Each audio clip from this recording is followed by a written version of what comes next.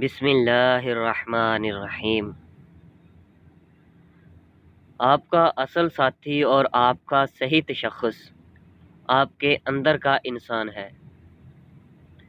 اسی نے عبادت کرنا ہے اور اسی نے بغاوت۔ وہی دنیا والا بنتا ہے اور وہی آخرت والا۔ اسی اندر کے انسان نے آپ کو جزا و سزا کا مستحق بنانا ہے۔ فیصلہ آپ کے ہاتھ میں ہے۔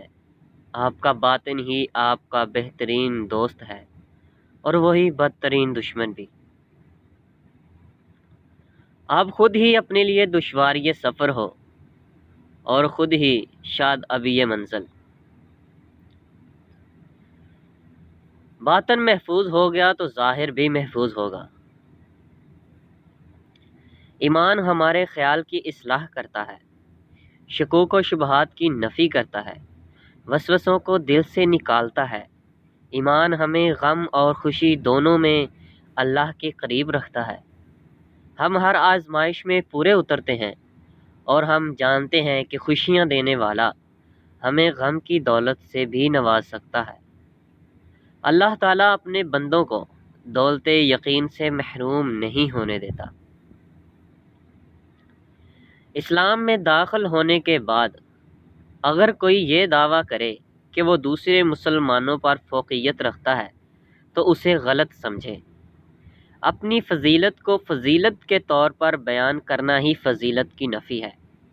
انسان کی کم ظرفی ہے، جہالت ہے۔ اصل فضیلت تو دوسروں کو فضیلت دینے میں ہے، جیسا کہ علم میں دوسروں کو شامل کرنے کا نام علم ہے، ورنہ علم سے دوسروں کو مرعوب کرنا اور احساس کمتری میں مبتلا کرنا تو جہالت ہے۔ کسی انسان کے کم ظرف ہونے کے لیے اتنا ہی کافی ہے کہ وہ اپنی زبان سے اپنی تعریف کرنے پر مجبور ہو۔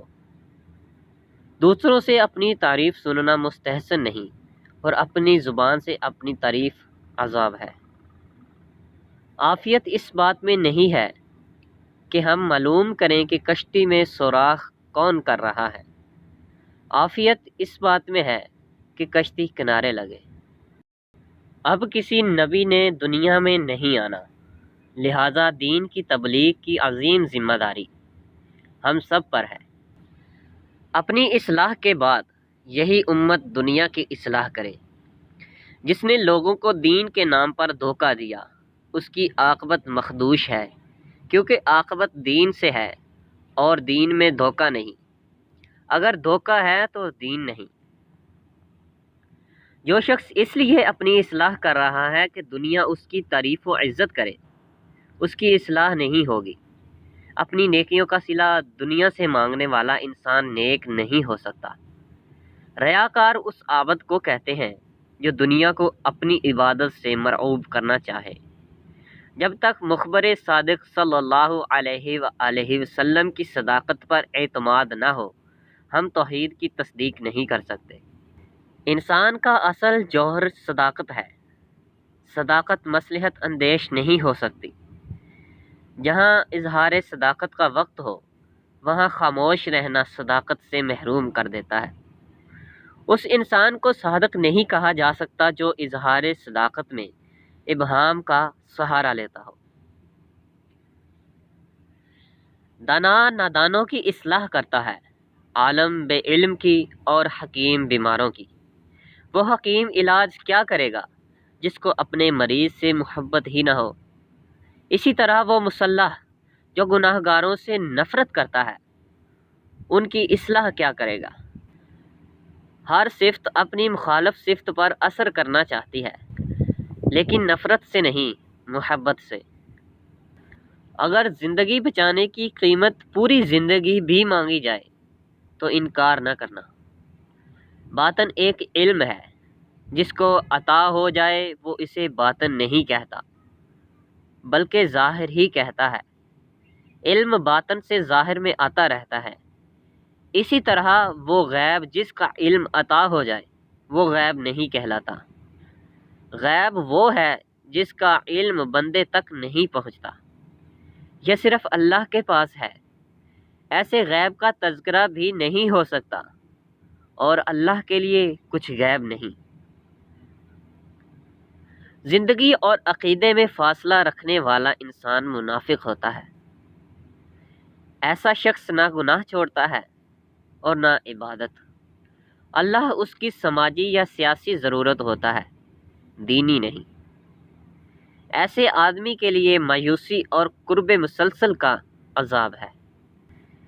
غیر یقینی حالات پر تقریریں کرنے والے کتنے یقین سے اپنے مکانوں کی تعمیر میں مصروف ہیں۔ ہم زبان سے اللہ اللہ کہتے رہتے ہیں، اللہ لفظ نہیں، اللہ آواز نہیں، اللہ پکار نہیں، اللہ تو ذات ہے، مقدس و ماورا۔ اس ذات سے دل کا تعلق ہے، زبان کا نہیں۔ دل اللہ سے متعلق ہو جائے تو ہمارا سارا وجود دین کے سانچے میں ڈھل جانا لازمی ہے۔ میاں بیوی کو باغ و بہار کی طرح رہنا چاہیے۔ وہ باغ ہی کیا جو بہار سے بیگانہ ہو، اور وہ بہار ہی کیا جو باغ سے نہ گزرے۔ یہ اس کے دم سے، وہ اس کی وجہ سے۔ اگر اللہ تعالی رحمت کے جوش میں مخلوق کو معاف فرما دے تو کیا ہوگا؟ موت کا منظر مرنے کے بعد، کیا اللہ معاف کرنے پر قادر نہیں؟ انسان حادث ہے، اللہ قدیم۔ حادث نے قدیم کے مقام و مزاج کی اطلاع دنیا کو دی، یا یوں کہیے کہ قدیم نے اپنے بارے میں دنیا کو اطلاع حادث کے ذریعہ دی۔ حادث اور قدیم کس مقام پر ایک دوسرے کے متعلق جاننا شروع کرتے ہیں، اس کا جاننا بہت مشکل ہے، اور اسی کا جاننا ہی بہت اہم و ضروری ہے۔ پرانے بادشاہ ہاتھی کی سواری سے جلال شاہی کا اظہار کرتے تھے۔ آج ہمارے بچے چڑیا گھروں میں ہاتھی کی سواری سے دل بہلاتے ہیں۔ سچے انسان کے لیے یہ کائنات عین حقیقت ہے، اور جھوٹے کے لیے یہی کائنات حجاب حقیقت ہے۔ باز اور شکروں کی موجودگی کے باوجود چڑیا کے بچے پرورش پاتے رہتے ہیں۔